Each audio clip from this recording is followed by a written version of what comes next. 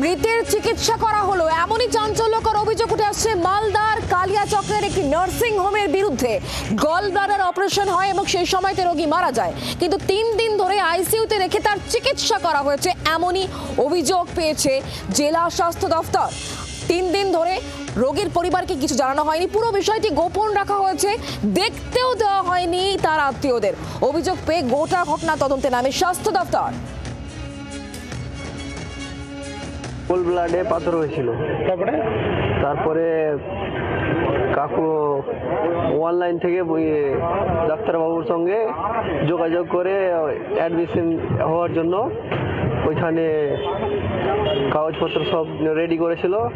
তারপরে ওইখানে শুক্রবারে গিয়েছিল, ওইখানে শুক্রবারে অ্যাডমিশন হয়েছে।